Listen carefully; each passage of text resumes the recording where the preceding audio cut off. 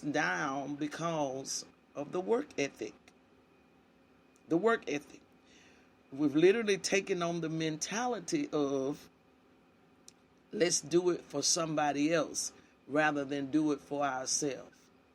Now we've all been raised in a place that is called the what is it? The land of the free and the home of the brave.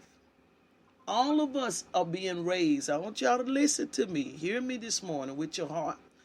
All of us are born into the United States of America, into a place that they literally are having a fit because Colin Kaepernick refused to show respect. That's what they said. He showed a disrespect to the United States of America, which this is supposed to be the land of the free and the home of the brave. But somebody help me understand, if it's the land of the free and it's the home of the brave, why are we still in bondage? And why are we still timid? I'm gonna get up in there this morning, y'all, just on conversation. Just on conversation, just to mess with our minds, because our minds has got to shift. Why is it? Every one of us was born, every one of us has a citizenship, a United States of America citizenship, and it is deemed to be said, and they teach you this. They have you to stand even as a preschooler. They teach you to stand and salute this flag. This flag. And it is the land of the free, Free. When you understand what freedom is, free means with no restrictions, no bondages, free. Able to roam, free. The First Amendment is what? Freedom of speech, right? So everything was supposed to be built on so much freedom. But what's the issue? What's the issue? Land of the free, home of the brave. But why is there still cultures that are in bondage? Why? Why is our conversation this morning that there is a few of us that got out? You know, I'm the only one in my family to graduate, to have a 4-year degree. Why? Why? Why? What's going on? What's happening with us as a people? And I'm doing this, and I need y'all to please hear me this morning, because I'm doing this because the Lord has put us in a reset. He's put us in a reset. I need y'all, please press in and hear me this morning. We're in a reset. But please understand that there's only certain people that are getting this reset. God, I want them to hear me this morning, because I don't want to miss it, Lord. I don't want to miss it. Believe it or not, this thing that's happening in the earth right now is impacting everybody. But God got his hand on it. You got to know how to trace him. God got his hand on it. It's a reset that has come. And it is a reset in the area of rethink some things, redo some things, restart some things, revisit some things. It's a reset. A reset means to set again. So where I missed it, because he came in 2017. In 2017, the Lord it was his desire then to pour out a wealth transference into the earth in 2017. I'm telling you, I know this. In 2017, that was his desire, but we missed it. And because we missed it, it sets you back, and it set us back for 3 years. So now here we are. And he had to do it another way, because in 2017, his way was to speak to us with his voice. I'm under the Holy Ghost this morning. It was with his voice to steer us by the leading of his voice. Well, we missed it because we have allowed so many other things to dilute and to so many additives. Let's say it. That's the word I hear the Lord saying. We place additives to dilute his word. So we only get probably about 25 to 35% of the word of the Lord for our lives. So because we missed it by way of the word of the Lord that he was desiring to give us, he now had to do something to bring the attention or the awareness unto us. I learned something a long time ago from Dr. Javon Gould that I won't ever forget. He said, anytime God has to cause a consequence, it is because you did not listen when he spoke it. One more time. Anytime God has to cause a consequence, it is because we did not listen when he spoke it. So, in other words, if you say, Johnny, I want you to take the meat out the freezer at 3 o'clock. You get home 5 o'clock. Johnny ain't took the meat out. Now Johnny is on punishment. Why?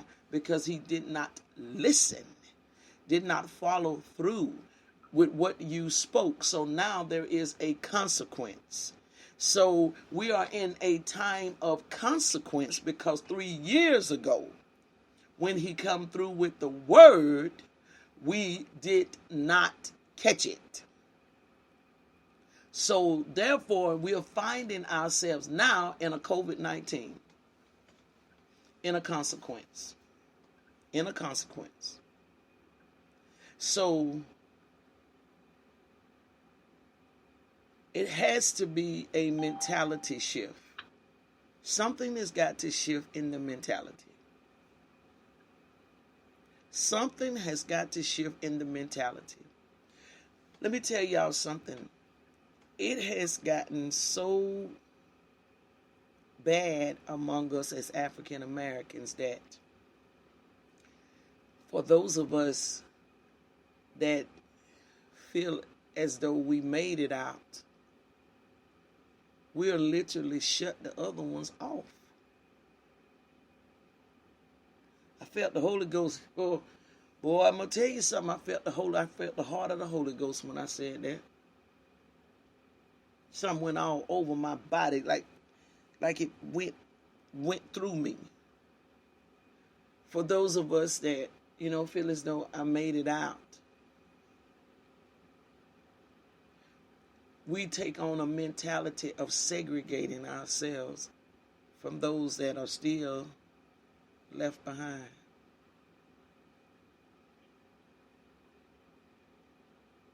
Y'all talk to me.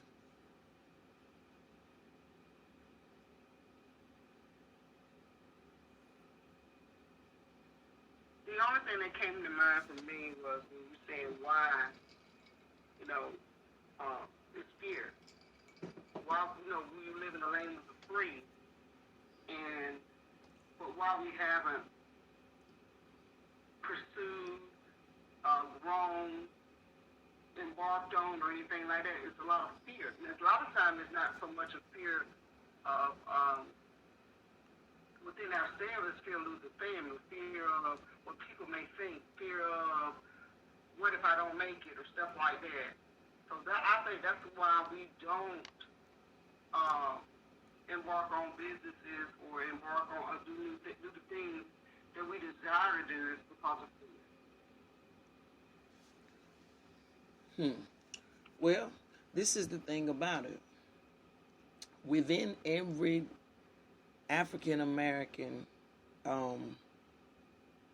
neighborhood, every African American district, there is, if you just really look in it, you see a lot of entrepreneurship. A lot. Entrepreneurship, I'm going to show you what I'm talking about. You'll see that shade tree mechanic fixing the fire out of some cars. I'm talking about fix them good. Joker hadn't even been to school, but can tear a motor out of a car, put one back in, and all. You will see drug dealers, which is a form of hustling pharmaceutical, right? You will see someone selling plates out their house, which is a restaurant business. You will see a chick doing hair in her living room, which is a beauty shop.